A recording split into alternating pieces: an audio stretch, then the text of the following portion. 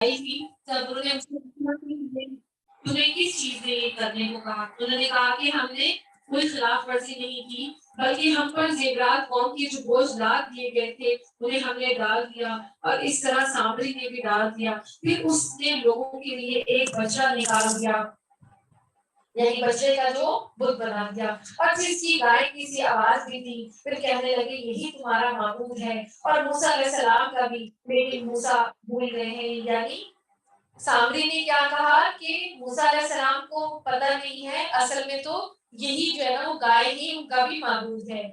क्या ये लोग गुमराह हो गए हैं? देखते नहीं, वो तो उनकी बात का जवाब भी नहीं दे सकता, ना उनके किसी बुरे भले का ख्याल रखता है। और हारून अलैहिस्सलाम से उसने उनसे पहले ही कह दिया था, ऐ मेरी कौम वालों, इस बछड़े से तो तुम्हारी सिर्फ आजमाइश की गई है, तुम्हारा हकीकी परवरदिगार तो अल्लाह रहमान ही है, बस तुम मेरी ताबेदारी करो। व इन्ना रब्बकुमुर रहमान फत्तबिऊनी वातिऊ अमरी, और मेरी बात मानते चले जाओ। उन्होंने जवाब दिया, मूसा अलैहिस्सलाम की वापसी तक तो हम उसके मजावर बने बैठे रहेंगे।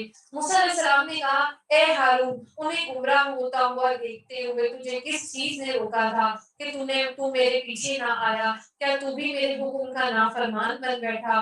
हारून अलैहिस्सलाम ने कहा, ऐ मेरे भाई, मेरी दाढ़ी ना पकड़, मेरे माँ के भाई, नहीं माँ जाए भाई। यानी उन्होंने बड़े प्यार से मुखातिब किया, उनका गुस्सा ठंडा करने के लिए। मेरी दाढ़ी ना पकड़ और सर के बाल ना खींच। और आप देखिए मूसा अलैहिस्सलाम को कितना गुस्सा है कि उनकी दाढ़ी भी नोच ली और सर के बाल भी पकड़ लिए।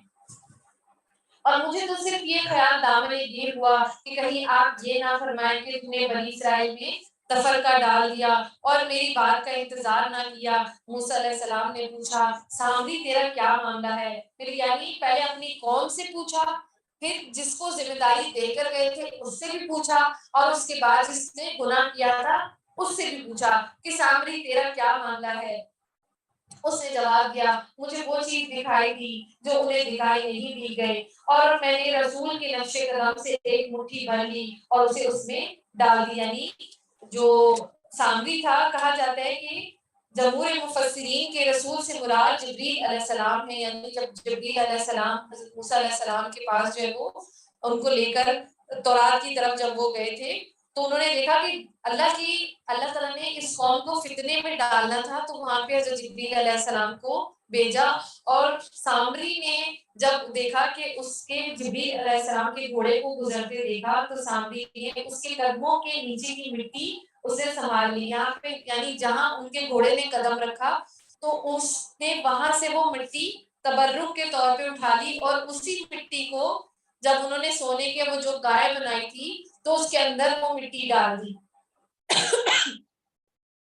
और उसकी वजह से वो आवाजें निकलने लगी। और उसने और इस तरह मेरे दिल ने ये बात मेरे लिए भली बना दी और कहा, अच्छा जा, दुनिया की जिंदगी में भी तेरी यही सजा है कि तू कहता रहे कि मुझे ना छूना। और कहा जाता है कि सामरी को ये उसकी सजा दी गई कि फिर वो जो भी इंसान को देखता था तो चीखता था कि मुझे ना छूना, और वो किसी जंगल की तरफ जो है वो चला गया था, और वहीं पे फिर उसकी मौत आई थी। और ये भी एक वादा तेरे साथ है जो तुझसे हरगिज नहीं टलेगा। यानी कि तू ये कहता रह जाएगा कि मुझे ना छूना, मुझे ना छूना। और अब तो अपने मामूद को भी देख लेना जिसका एतराफ किए हुए था, हम उसे जलाकर दरिया में रिजा रिजा करके उड़ा देंगे। असल बात यही है कि तू सबका माबूद सिर्फ बरहक अल्लाह ही है। यानी वो जो गाय थी उसको खत्म कर दिया गया था। असल बात यही है कि तुम सबका माबूद सिर्फ अल्लाह ही है, उसके सिवा कोई परस्तिश के काबिल नहीं, उसका इल्म तमाम चीजों पर हावी है। इस तरह हम तेरे सामने पहले के गुजरे हुए हालात बयान फरमा रहे हैं, और यकीनन हम तुझे अपने पास से नसीहत अता फरमा चुके हैं। और उससे जो मुंह फेर लेगा वो यकीनन कयामत के दिन अपना भारी बोझ लाते हुए आएगा, और जिसमें वो हमेशा रहेगा। और उन्हें कयामत के दिन बड़ा बुरा बोझ है, जिस दिन सूर फूका जाएगा, और गुनाहगारों को हम उस दिन दहशत की वजह से नीली आंखों के साथ घेर लाएंगे। और इसी तरह कहा जाता है, हदीस में आता है कि इस जिस जो है ना, इसराफील ने कर्म का लुकमा बनाया हुआ है। यानी वो जो जैसे एक सींग होता है ना, सींग करण को कहते हैं, जैसे जुल्करनैन, تو وہ جو سینگ ہوتا ہے نا، آپ دیکھیں کہ اس طرح پیچھے سے موٹا ہوتا ہے اور آگے سے ایسے پتلا باریک سا ہوتا ہے، ٹھیک ہے. تو وہ جو ایکو ہوتا ہے نا، اس کی آواز اسی طرح گونجتی ہے. اب جیسے یہ مائک ہے تو یہاں پہ آواز گونج رہی ہے، تو اسی طرح وہ جو سینگ ہے نا، تو اس کا اگلا سرا پتلا اور آگے والا حصہ جو ہے وہ موٹا ہوتا ہے. جیسے آج کل کے جو ہمارے بانسری اور اس طرح جو باجے ٹائپ ہے نا، تو یوں آگے سے پتلا ہوتا ہے اور سامنے جو 14 اگست آتی ہے، اللہ رحم کرے تو وہ پھر کتنے باجے بجنے شروع ہو جاتے ہیں. تو اسی طرح وہ اللہ کے جو حضرت اسرافیل علیہ السلام ہے، تو بالکل انہوں نے منہ سے لگا کر رکھا ہے، ٹھیک ہے. وہ جو سور ہے اور اللہ کا حکم ہوگا تو وہ پھر وہ سور وہ پھونک دیں گے. اور حدیث میں آتا ہے کہ پیشانی جھکائی یا موڑی ہوئی ہے اور رب کے حکم کے انتظار میں ہے کہ کب اسے حکم دیا جائے اور اس میں کب پھونک ماریں گے. اور اسی طرح اسرائیل علیہ السلام پہلے نفل سے سب پر موت طاری ہو جائے گی اور دوسرے نفل سے بحکم الہی سب زندہ اور میدان حشر میں جمع کیے جائیں گے. تو یہاں پر جو ہے وہ دوسرا نفع مراد ہے، جہاں پہ سب جو ہے وہ قیامت میں اکٹھے کر لیے جائیں گے اور تمام لوگوں کو موت آ جائے گی. وہ جو حاملین عرش ہیں، جو عرش کو اٹھائے ہوئے ہیں، وہ فرشتے جو اللہ کے حکم سے زندہ رہیں گے اور جس میں ہمیشہ رہے گا، اور ان کے لیے جو ہے وہ قیامت میں بڑا بوجھ ہے اور سور پھونک دیا جائے گا اور گناہ گاروں کو ہم اس دن دہشت کی نیلی آنکھوں کے ساتھ یہ لائیں گے اور وہ آپس میں چپکے چپکے کہہ رہے ہوں گے، ہم تو دنیا میں صرف 10 ہی دن رہے اور جو کچھ کہہ رہے ہیں اس کی حقیقت سے ہم باخبر ہیں. اور ان میں سب سے اچھی راہ والا کہہ رہا ہوگا، ہم تو صرف ایک ہی دن رہے. وہ آپ سے پہاڑوں کی نسبت سوال کرتے ہیں تو آپ کہہ دیں کہ انہیں میرا رب ریزہ ریزہ اڑا دے گا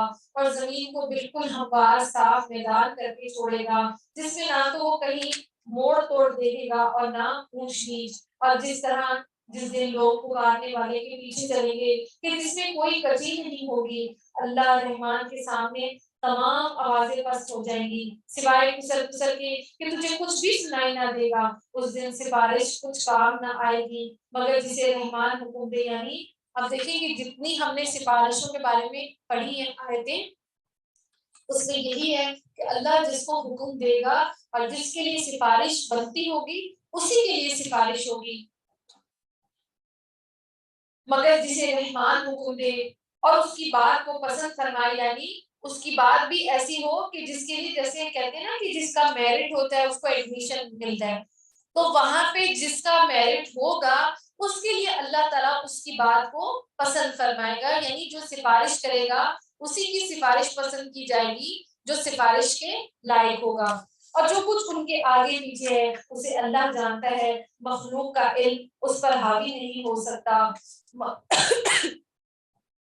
وَعَانَتِ الْوُجُوهُ لِلْحَيِّ الْقَيُّومِ اور تمام چہرے اس زندہ اور قائم ذات کے سامنے عاجزی اور کمال کے ساتھ جھکے ہوں گے.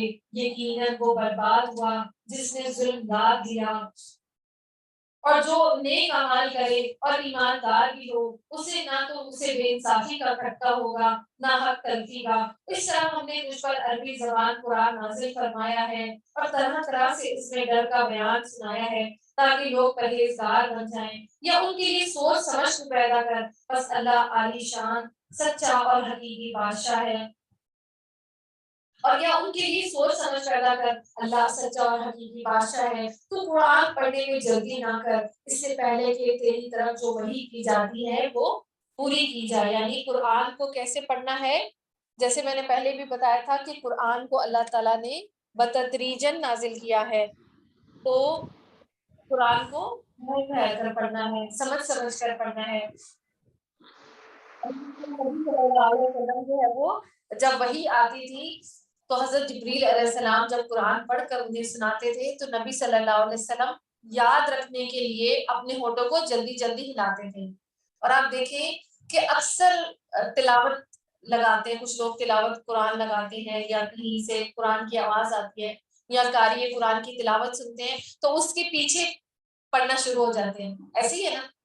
تو ہم نے نہیں کرنا، ایسے نہیں کرنا، کیونکہ قرآن کو جب اس کی تلاوت کی جائے تو چاہیے کہ اس کو خاموشی سے سنے تاکہ رحم کیا جائے. تو یہاں پہ نبی صلی اللہ علیہ وسلم کو بھی کیا کہا جا رہا ہے کہ اس کو ٹھہر ٹھہر کر پڑھے اور جلدی نہ کرے.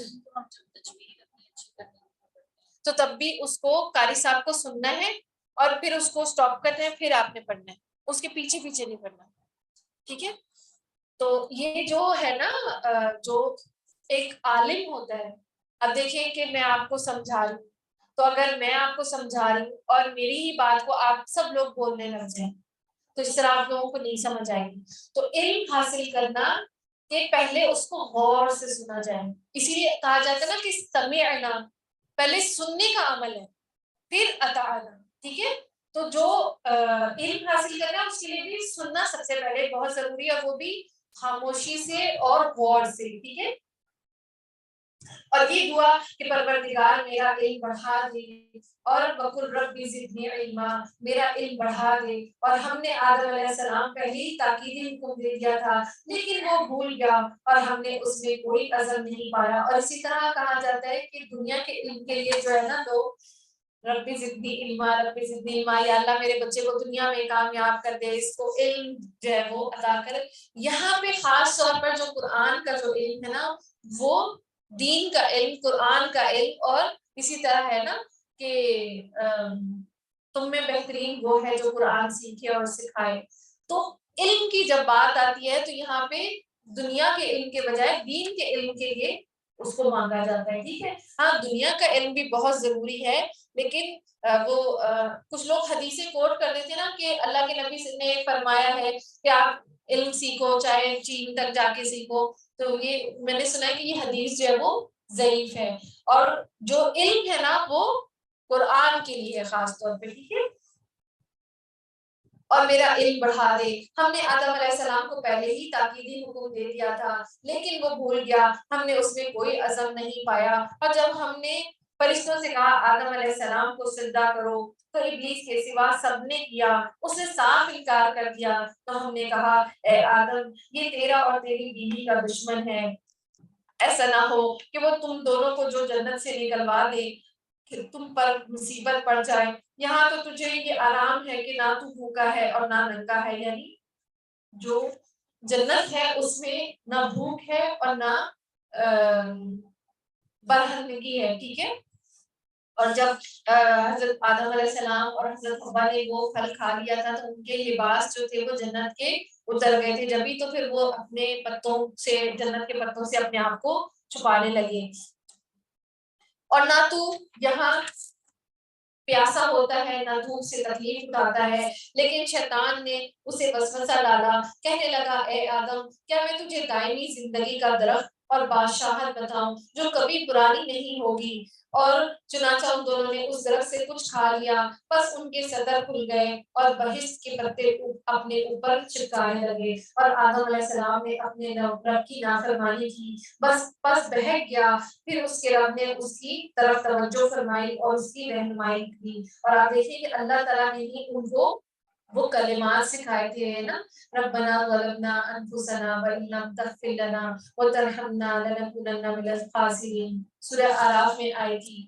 فرمایا تم دونوں یہاں سے اتر جاؤ, تم آپس میں ایک دوسرے کے دشمن ہو. اب تمہارے پاس جب کبھی میری طرف سے ہدایت پہنچے تو جو میری ہدایت کی پیروی کرے نہ وہ بہکے گا نہ تکلیف میں پڑے گا. ہم جو میری یاد سے روگردانی کرے گا اس کی زندگی تنگی میں رہے گی اور ہم اسے بروز قیامت اندھا کر کے اٹھائیں گے. وَمَنْ أَعْرَضَ عَنْ ذِكْرِي فَإِنَّهُ لَهُ مَعِيشَةً ضَنكًا وَنَحْشُرُهُ يَوْمَ الْقِيَامَةِ أَعْمَى. حدیث میں آتا ہے کیا تم جانتے ہو کہ یہ آیت کس کے بارے میں نازل ہوئی؟ کیا تمہیں معلوم ہے کہ تنہائی کیا ہے؟ نبی صلی اللہ علیہ وسلم نے صحابہ کرام سے پوچھا. انہوں نے عرض کیا اللہ اور اس کا رسول ہی بہتر جانتے ہیں. آپ صلی اللہ علیہ وسلم نے فرمایا کافر کا اس کی قبر میں عذاب سے دو چار ہونا, اور اس ذات کی قسم جس کے ہاتھ میں میری جان ہے اس پر 99 سانپ مسلط کر دیے جاتے ہیں. کیا تم جانتے ہو وہ سانپ کیسا ہوگا؟ وہ 70 سانپ اژدہے جیسا ہوگا, اور یہ اژدہے کے 7 سر ہوں گے اور وہ قیامت تک ڈستے اور نوچتے رہیں گے. اللہ تعالیٰ ہم سب پر رحم فرمائے, اللہ تعالیٰ ہم سب کو ہدایت دے. جو دنیا کی زندگی میں پڑ جائے گا اللہ اس کی زندگی کو تنگ کر دیں گے اور اسے بروز قیامت اندھا کر کے اٹھائیں گے. اللہ تعالیٰ ہم سب کو دنیا میں آنکھیں دی, اللہ ہمیں قیامت میں بھی آنکھوں والا بنائے. وہ کہے گا الہی تو نے مجھے اندھا بنا کر کیوں اٹھایا, حالانکہ میں تو دیکھتا بالتا تھا. جواب ملے گا اس طرح ہونا چاہیے تھا, تو میری آئی ہوئی آیتوں کو بھول گیا, آج تو بھی بلا دیا جائے گا. آپ دیکھیں کہ قیامت میں ہمیں اللہ سے بڑھ کر اور کسی چیز کی ضرورت نہیں ہوگی. وہاں پہ جو دنیا میں اللہ کو بھولا رہا, اللہ قیامت میں اس کو بلا دے گا, یعنی اس کی کوئی حیثیت ہی نہیں ہوگی. اللہ تعالیٰ ہم سب کو ہدایت دے اور اللہ ہمیں یاد رکھنے والا بنا دے, اللہ کو یاد کرنے والا, اللہ کا ذکر کرنے والا بنا دے, تاکہ اللہ ہمیں قیامت میں یاد رکھے. ہم ایسا ہی بدلہ ہر اس شخص کو دیا کرتے ہیں جو حد سے گزر جائے اور اپنے آیتوں پر ایمان لاتے ہیں, رب کی آیتوں پر ایمان لاتے ہیں. اور بے شک آخرت کا عذاب نہایت ہی سخت اور بہت دیر پا ہے. اللہ تعالیٰ ہم سب کو عذاب سے بچائے. اور کیا ان کی رہبری اس بات نے بھی کی کہ ہم نے ان سے بہت سی پہلی بستیاں ہلاک کر دی جن کے رہنے سہنے کی جگہ یہ چل رہے ہیں, یقیناً اس میں عقل مندوں کے لیے بہت سی نشانیاں ہیں. اگر تیرے رب کی بات پہلے سے مقرر شدہ اور وقت معین کردہ نہ ہوتا تو اس وقت عذاب آج چمٹتا. بس ان کی باتوں پر صبر کر اور اپنے پروردگار کی تسبیح اور تعریف بیان کرتا رہے. یعنی نبی صلی اللہ علیہ وسلم سے کہا جا رہا ہے کہ وہ جو عذاب کا مطالبہ کرتے تھے تو آپ صبر کریں, اللہ تعالیٰ کے ہاں ہر چیز کا ایک وقت مقرر ہے. اور سورج نکلنے سے پہلے اور اس کے ڈوبنے سے پہلے رات کے مختلف وقتوں میں بھی اور دن کے حصوں میں بھی تسبیح کرتا رہے, اور بہت ممکن ہے کہ تم راضی ہو جائے اور اپنی نگاہیں ہرگز ان چیزوں کی طرف نہ دوڑانا جو ہم نے ان میں سے مختلف لوگوں کو آرائشی دنیا کی دے رکھی ہے تاکہ انہیں اس میں آزمانے. یعنی آپ دیکھیں کہ جو لوگ بھی صاحب نعمت ہیں, ہم نے جو دنیا میں اللہ تعالیٰ کچھ لوگوں کو بہت زیادہ نوازتا ہے تو ہم نے ان چیزوں کی طرف نظر نہیں رکھنی, بلکہ ہماری کس چیز کی نظر ہونی چاہیے, قرآن کی طرف, کہ اللہ تعالیٰ اس کا فہم عطا فرما دے. کیونکہ اور جو ہمارے دل میں جو ایمان ہے وہ سب سے بڑھ کر چیز ہے. اور اسی طرح کہا جاتا ہے کہ جس کو قرآن کی نعمت جو دی گئی اور اگر اس نے جو ہے نا قرآن میں بھی آتا ہے کہ وہ اس پر خوش ہو جائے, یعنی قرآن کی نعمت پر خوش ہو جانا چاہیے. جبکہ ہم کس چیز پر خوش ہوتے ہیں, دنیا کی آسانیوں کی طرف, دنیا کی آسائشوں کی طرف. تو ہم نے ان چیزوں کی طرف نہیں دیکھنا. وہ اللہ تعالیٰ نے کس لیے دی ہے, اللہ نے آزمائش کے لیے دی ہے. تیرے رب کا دیا ہوا بہتر اور بہت باقی رہنے والا ہے. اور آپ دیکھیں کہ کسی کو نماز فوت ہو جائے تو کسی کو ہارٹ اٹیک نہیں آتا, لیکن کسی کا گھر جل کے راکھ ہو جائے تو اس کو ہارٹ اٹیک آ جاتے ہیں, کوئی پریشان ہو جاتا ہے, کسی کو فالج ہو جاتا ہے, کسی کو کوئی مصیبت آ جاتی ہے. لیکن کسی کا ایمان ختم ہو رہا ہے تو اس کو کوئی مسئلہ نہیں. تو ہم نے اصل میں ان چیزوں کو ان کو حیثیت دے دی ہے جس کی اصل میں کوئی حیثیت ہے ہی نہیں. میں بھی اپنے بچوں کو کہتی ہوں کہ ہدایت کی دعا مانگا کرو. جیسے بچے کچھ مانگتے ہیں کہ چیز دے دے, یہ دے دے, وہ دے دے, پیسہ دے دے, کہتی ہوں بیٹا اللہ سے ہدایت مانگو. اللہ ہدایت چنے ہوئے بندوں کو دیتا ہے, باقی دنیا کی آسائشیں اللہ سب کو دے دیتا ہے, لیکن ہدایت اور اللہ اپنے خاص بندوں کو چنتا ہے. جیسے حضرت موسیٰ علیہ السلام کو چنا, اپنے انبیاء کو چنا, ایسے ہم سب کو چنا. تو یہ اللہ کی وہ چیزیں ہیں جو خاص لوگوں کے لیے ہوتی ہیں, تو ان پر خوش ہونا چاہیے. اور اپنے گھر والوں کو نماز کا حکم کرتا رہے اور خود بھی اس پر جمع رہے. ہم تجھ سے روزی نہیں مانگ کر, اسی طرح اللہ ہدایت اس کو دیتا ہے جو اس سے ہدایت مانگتا ہے. ٹھیک ہے نا, وہ کہا جاتا ہے نا کہ اللہ ہدایت جس کو ہدایت دینا چاہتا ہے ہدایت دیتا ہے, جس کو گمراہ کرنا چاہتا ہے تو گمراہ کرتا ہے. اللہ اصل میں کسی کو گمراہ کرنا نہیں چاہتا, وہ تو سب کو جنت دینا چاہتا ہے. لیکن یہاں پہ کوشش ہے, یہاں پہ جستجو ہے کہ پہلے آپ مانگو پھر اللہ آسانی کر دے گا. اور ہم تجھ سے روزی نہیں مانگتے بلکہ ہم خود تجھے روزی دیتے ہیں، اور آخر میں بولو بھاگ پرہیزگاری ہی کا ہے۔ انہوں نے کہا یہ نبی ہمارے پاس اپنے پروردگار سے کوئی نشانی کیوں نہیں لایا؟ کیا ان کے پاس اگلی کتابوں کی واضح دلیل نہیں پہنچی؟ اور اگر ہم اس سے پہلے ہی انہیں عذاب سے ہلاک کر دیتے تو یقیناً یعنی نبی صلی اللہ علیہ وسلم کو کہا جا رہا ہے کہ اگر ہم اہل مکہ کو ہلاک کر دیتے تو یقیناً وہ کہہ اٹھتے کہ اے ہمارے پروردگار، تو نے ہمارے پاس اپنا رسول کیوں نہیں بھیجا کہ ہم تیری آیتوں کی تابعداری کرتے اس سے پہلے کہ ہم ذلیل اور رسوا ہوتے۔ کہہ دیجئے ہر ایک انجام کا منتظر ہے، بس تم بھی انتظار میں رہو، اور ابھی ابھی قطن جان لوگے کہ راہ راست والے کون ہیں اور کون ہدایت ہے، کون ومن اہتدی، کون راہ یافتہ ہے، یعنی ہدایت کا کون ہے۔ 17واں پارہ شروع کریں، تھوڑا سا 15 منٹ ہے۔ آپ تلاوت لگاتی ہیں؟ ہاں 17 پارے۔ اس کے بارے میں ایک حدیث میں آتا ہے، آپ صلی اللہ علیہ وسلم نے فرمایا مجھے اور قیامت کو اس انگلی اور اس انگلی کی طرح بھیجا گیا ہے، یعنی آپ نے اپنی شہادت کی انگلی اور اس کے ساتھ والی انگلی کو اکٹھا کر کے دکھایا۔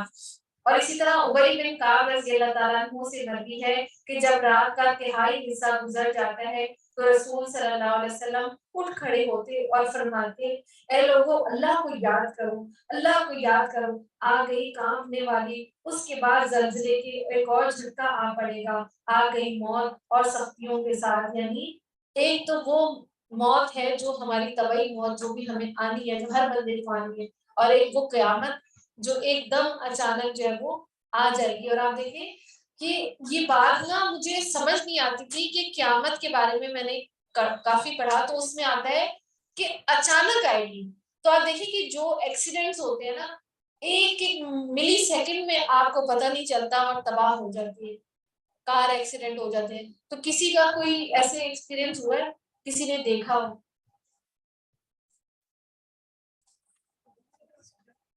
بوم بلاسٹ، یعنی جو قیامت جب آئے گی وہ ایسے آئے گی کہ سب چل پھر رہے ہوں گے، ایون کہ لوگ قیامت کے بارے میں بھول جائیں گے تب قیامت آئے گی۔ تو جس طرح دنیا کی زندگی چل رہی ہوگی، لوگ دکانداری کر رہے ہوں گے اور اچانک آ جائے گی آپ کی زندگی۔ تو اللہ تعالیٰ ہم سب پر رحم فرمائے کہ ہم یہ نہ سوچے کہ، اور کچھ لوگ یہ اس بارے میں بھی گمان رکھتے ہیں کہ ہم جو ہے وہ دیکھنا چاہتے ہیں کہ قیامت کا منظر کیسا ہوگا۔ تو حدیث کے بارے میں نے اس میں پڑھا تھا، اس کا مفہوم یہ ہے کہ اللہ تعالیٰ جو قیامت جب برپا ہوگی تو بدترین لوگوں پر برپا ہوگی، تو جو نیک لوگ ہیں اللہ ان کو پہلے ہی آہستہ آہستہ اٹھا لے گا۔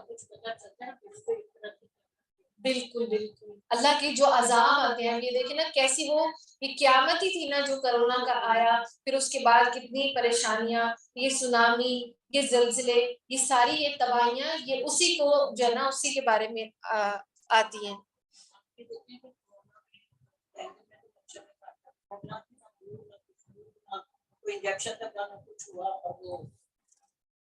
بس اللہ تعالیٰ ہم سب سے آزمائشوں کو دور کر دے اور اصل میں اس سے جس سے ہم غفلت برت رہے ہیں اس کی تیاری کرنے کا موقع دے دیں۔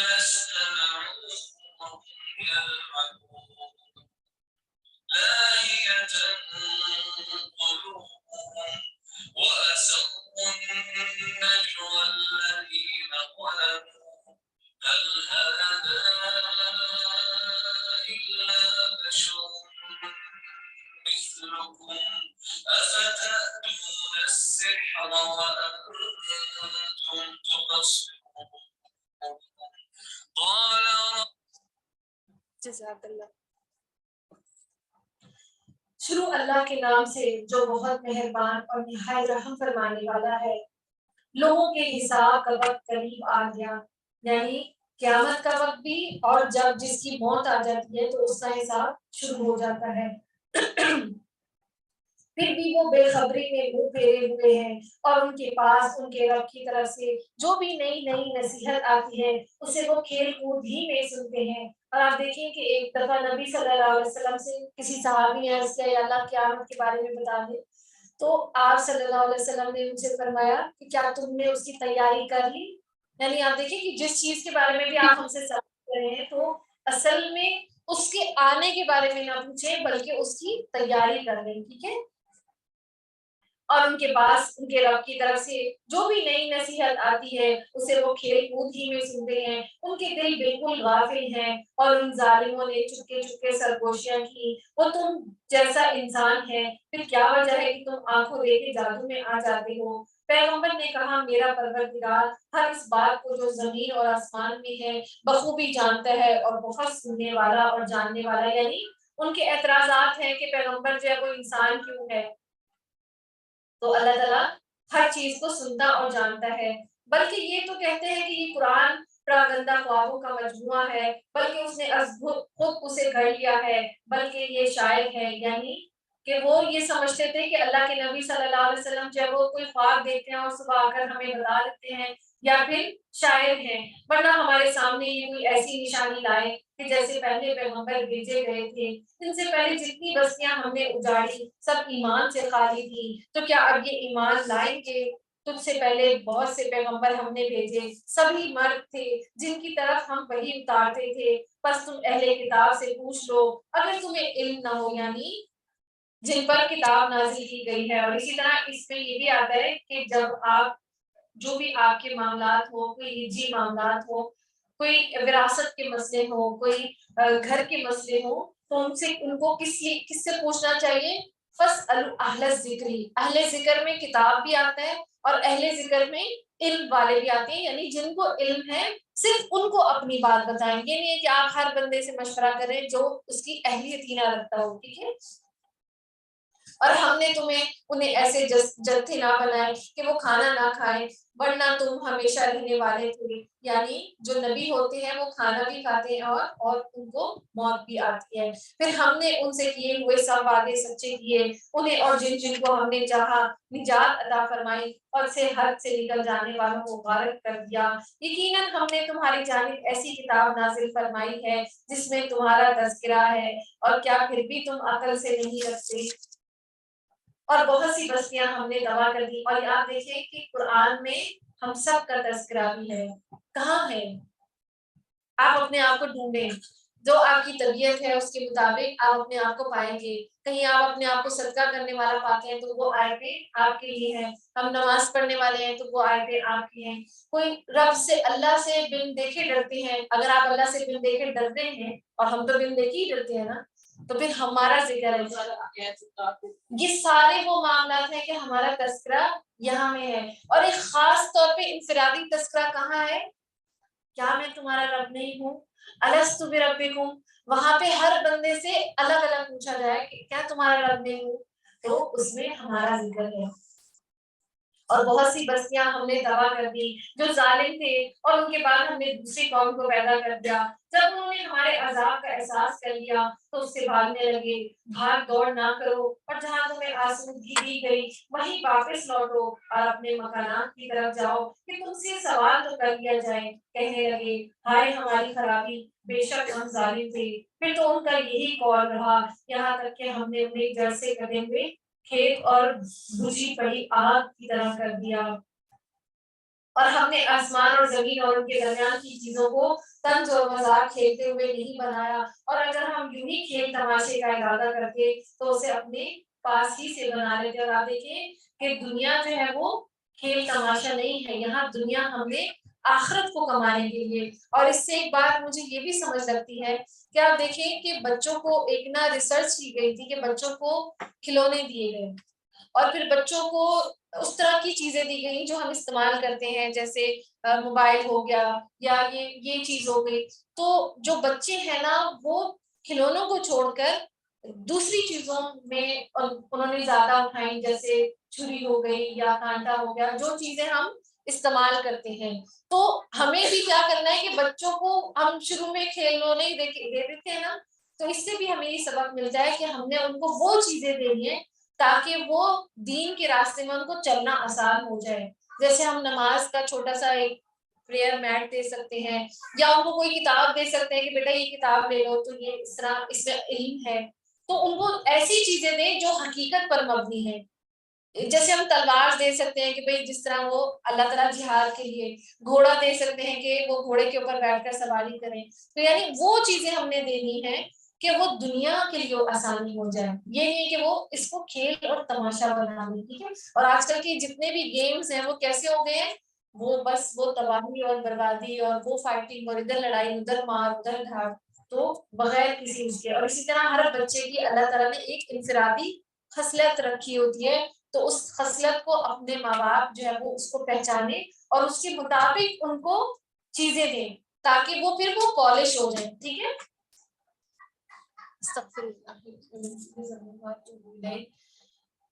اور جب انہوں نے ہمارے عذاب کا احساس کر لیا تو وہ بھاگنے لگے اور اللہ تعالیٰ نے انہیں آگ کی طرح کر دیا. ہم نے آسمان اور زمین کی درمیان کی چیزوں کو طنز اور مذاق کھیلتے ہوئے نہیں بنایا. اور آپ دیکھیں کہ یہود کے جو بچے ہیں نا, یہودیوں کے بچے, ان کو کوکنگ سکھا رہے ہیں, ان کو سوئمنگ سکھا رہے ہیں, جمناسٹک سکھا رہے ہیں بچپن میں. اور ایون کی پیدائش جو چھوٹے سے بچے ہوتے ہیں ان کو جو ہے نا وہ سوئمنگ سکھا رہے ہوتے ہیں, ان کے ابھی پیمپر بھی نہیں اترے.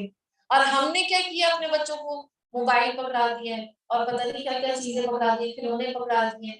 تو حقیقت پر وہ اپنے بچوں کی تربیت کریں, اور اصل میں ہم نے اپنے بچوں کی تربیت حقیقت پر کر دی تھی. اللہ تعالیٰ ہم سب کو اس کھیل اور مذاق سے دور کر دیں. اور ہم یوں ہی کھیل تماشے کا ارادہ کرتے تو اسے اپنے پاس ہی سے بنا لیتے اگر ہم کرنے والے ہوتے. اگر ہم کرنے والے ہی ہوتے, بلکہ ہم باطل پر حق کی چوٹ لگاتے ہیں پر پھر وہ اسے کچل دیتا ہے. اسی طرح جو کہا جاتا ہے یہ جو گانے اور میوزک ہے یہ بھی جو ہے وہ کھیل اور تماشا ہی ہے. اور وہ اس وقت نیست و نابود ہوتے, اور جو تم باتیں بناتے ہو وہ تمہارے لیے باعث خرابی ہے. آسمانوں اور زمین میں جو ہے اسی اللہ کا ہے, اور جو اسی کے پاس ہے وہ اس کی عبادت سے نہ سرکشی کرتے ہیں اور نہ تھکتے ہیں. یعنی جو فرشتے ہیں یسبحون اللیل والنہار ولا یفترون, یعنی دن اور رات میں وہ تسبیح کرتے رہتے ہیں اور ذرا بھی سستی نہیں کرتے. اور ان لوگوں نے, اور آپ دیکھیں کہ ہم نے اپنے کمروں کے کیا نام بنا لیے ہیں. بیڈ روم جو ہے وہ بیڈ روم یعنی بستر والی جگہ, ٹی وی لاؤنج ہے, پھر ڈائننگ ہے, پھر اسی طرح اسٹڈی ہے. تو اصل میں اگر ہم اس طرح اسلامک وہ لے کر آئے تو یہ نماز پڑھنے کی جگہ ہے, یہ سجدہ کرنے کی جگہ ہے, وہ مطالعہ کرنے کی جگہ ہے. اس طرح ہم اپنے کمروں کو بھی اس طرح لے کر چلے گئے ہیں کہ وہ کھیلنے کی جگہ ہے, وہ اسٹڈی روم ہے, وہ پلے ایریا ہے, وہ ڈائننگ ہے. تو یہ کمروں کو بھی ہم نے وہ نام دے دیے ہیں جو ہمیں نہیں دینے چاہیے تھے. یہ کچھ ایک عورت تھی, انہوں نے کہا تھا کہ انہوں نے اپنے کمرے کو نا اس طرح بنایا ہے کہ یہ ذکر کرنے کا جگہ ہے. اس طرح وہ جب کچن میں جاتی ہیں تو دوسرا ذکر کرتی ہیں, جب وہ نماز پڑھنے کی جگہ آتی ہیں تو وہ دوسرا کوئی ذکر کرتی ہیں. تو اس طرح اپنے گھر جو مسلمانوں کے جو گھر ہیں وہ تو ہے ہی مسجد, وہ تو ہے ہی سجدہ کرنے کی جگہ, کیونکہ آپ جہاں بھی سجدہ کرتے ہیں وہ مسجد بن جاتی ہیں. تو اپنے کمروں کو اس طرح بنائیں کہ وہ کھیل اور تماشا نہ لگے. ٹھیک ہے. اور آپ کو ذکر کرنے میں بھی آسانی ہو. اور کیا ان لوگوں نے زمین سے جنہیں معبود بنا رکھا ہے اور وہ زندہ کرتے ہیں, اگر زمین اور آسمان میں سوائے اللہ کے اور بھی معبود ہوتے تو یہ دونوں درہم برہم ہو جاتے. اور بس اللہ کا عرش اس ہر بس سے پاک ہے جو یہ مشرک بیان کرتے ہیں. وہ اپنے کاموں کے لیے کسی کے آگے جواب دے نہیں ہے اور سب اس کے آگے جواب دے ہیں. کیا ان لوگوں نے اللہ کے سوا اور معبود بنا رکھی ہیں؟ ان سے کہہ دو لاؤ اپنی دلیل پیش کرو, اور یہ ہے میرے ساتھ والوں کی کتاب اور مجھ سے اگلوں کی دلیل. بات یہ ہے کہ ان میں سے اکثر لوگ حق کو نہیں جانتے, بس اسی وجہ سے منہ موڑے ہوئے ہیں. تجھ سے پہلے بھی جو رسول ہم نے بنا کر بھیجے اس کی طرف یہی وحی نازل فرمائی, میرے سوا کوئی معبود برحق نہیں ہے. اور آپ دیکھیں کہ بنی اسرائیل جو ہے وہ حضرت موسیٰ علیہ السلام کو مانتے ہیں, حضرت عیسیٰ علیہ السلام کو مانتے ہیں, تو ان پر بھی اسی طرح وحی آتی تھی جیسے ان حضرت موسیٰ پہ حضرت عیسیٰ پہ آتی تھی، لیکن نبی صلی اللہ علیہ وسلم پر وحی آئی تو اس کا یہ انکار کرنے لگ گئے۔ تو اس لیے ان کو کہا جا رہا ہے کہ جیسے پہلے پیغمبروں پر وحی آتی تھی اسی طرح آپ صلی اللہ علیہ وسلم پر بھی نازل ہوئی ہے۔ بس تم سب میری ہی عبادت کرو۔ مشرک لوگ کہتے ہیں کہ رحمان کی اولاد ہے، غلط، اس کی ذات پاک ہے، بلکہ وہ سب اس کے باعزت بندے ہیں، کس بات میں اللہ پر پیش دستی نہیں کرتے بلکہ اس کے فرمان کار پابند ہیں، اور وہ ان کے آگے پیچھے کے تمام امور سے واقف ہے، اور وہ کسی کی بھی سفارش نہیں کرتے بجز اس کے کہ جن سے اللہ خوش ہو۔ وہ تو خود ہیبت الہی سے لرزاں اور ترساں ہے، اور ان میں سے اگر کوئی بھی کہتے اللہ کے سوا میں اللہ کے سوا عبادت کے لائق ہوں تو ہم اسے دوزخ کی سزا دیں گے، اور ہم ظالموں کو اس طرح سزا دیتے ہیں۔ کیا کافر لوگوں نے یہ نہیں دیکھا کہ آسمان اور زمین باہم ملے جلے تھے، پھر ہم نے انہیں جدا جدا کر دیا، اور ہر چیز کو ہم نے پانی سے پیدا کیا، کیا یہ لوگ پھر بھی نہیں ایمان لاتے؟ اور اسی طرح ابو ہریرہ سے مروی ہے کہ کہتے ہیں کہ ایک بار وہ نبی صلی اللہ علیہ وسلم کے پاس آئے اور کہا، یا رسول اللہ، میں جب آپ کو دیکھتا ہوں تو میرا دل ٹھنڈا ہو جاتا ہے اور آنکھوں کو قرار آ جاتا ہے، بس آپ مجھے ہر چیز کی اصل بتائیے۔ تو آپ صلی اللہ علیہ وسلم نے فرمایا، ہر چیز پانی سے پیدا کی گئی ہے، یعنی اللہ تعالیٰ نے جتنی بھی چیزیں پیدا کی ہیں وہ پانی ہی سے، اور آپ دیکھیں نا وہ جو نطفہ بھی ہوتا ہے وہ بھی پانی کے اندر ہی ہوتا ہے، ٹھیک ہے۔ اور اسی طرح اس کے بعد جو چیزیں ہیں جیسے جو زمین اور آسمان بھی پانی سے پیدا کیے گئے، اور زمین بنجر ہوتی ہے تو اس کو بھی زندگی کیسے ملتی ہے؟ پانی سے۔ تو ہر چیز کی اصل کیا ہے؟ پانی ہے، اور پھر بھی وہ ایمان نہیں لاتے، اور ہم نے زمین میں پہاڑ بنا دیے تاکہ وہ مخلوق کو ہلا نہ سکے، اور ہم نے یعنی جو زمین ہے اس کو نہ ہلا سکے، اور ہم نے اس میں کشادہ راہی بنا دی تاکہ وہ ہدایت حاصل کر دی، یعنی اللہ تعالیٰ نے پہاڑ میں بھی راستے بنا دیے۔ اب جیسے وہ ہے نا کراکورم ہائی وے، اور اس طرح آسمان کو محفوظ چھت بھی ہم نے بنایا، لیکن لوگ اس کی قدرت کے نمونوں پر دھیان ہی نہیں کرتے۔ وہ اللہ ہے جس نے رات، اب ہم نا تھوڑا سا 2 منٹ اور لیں گے، ٹھیک ہے آپ؟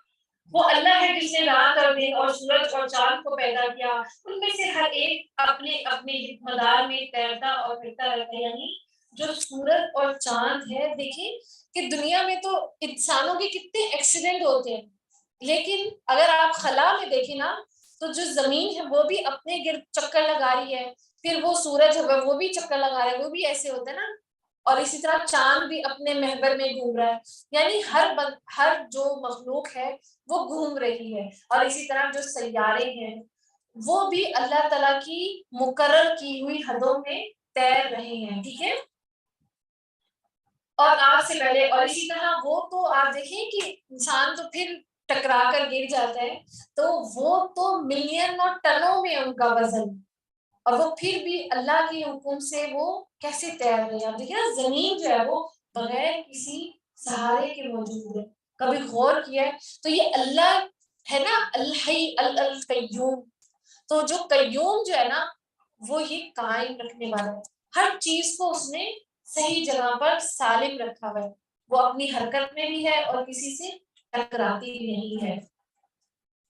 اور کہا جاتا ہے کہ اگر یہ وہ ہو جائے نا یہ خلا میں، تو زمین جو ہے وہ فوراً تباہ اور برباد ہو جائے، یعنی وہ زمین سے بھی لاکھوں کروڑوں گنا بڑے سیارے موجود ہیں نا، وہ جو جوپیٹر اور پلوٹو نیپٹون وغیرہ، تو اگر یہ نہ ہو کیونکہ وہ کسی دھاگوں سے نہیں بندھے ہوئے، وہ ایسے ہی ہے، بس یہ اللہ کی شان ہے کہ وہ کیسے انہوں نے مدار میں تیرتے پھرتے ہیں۔ آپ سے پہلے کسی انسان کو ہم نے ہمیشگی نہیں دی، کیا اگر آپ مر گئے تو ہمیشہ کے لیے رہ جائیں گے؟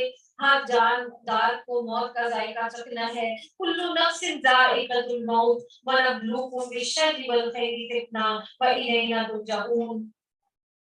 اور اسی طرح رسول صلی اللہ علیہ وسلم نے فرمایا